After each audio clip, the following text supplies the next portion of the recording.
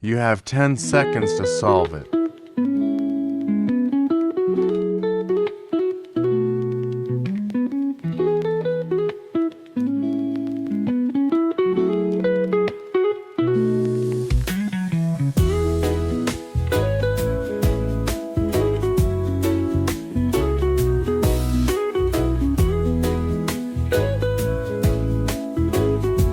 More calculus tricks in my 100 calculus problems PDF. Link in the description.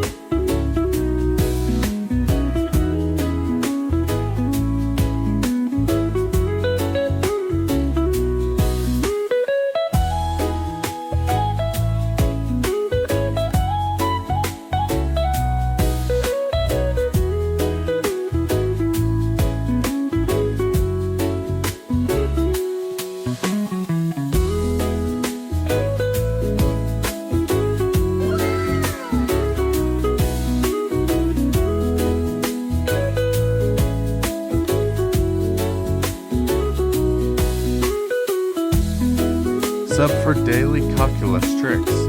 Grab my PDF in the description.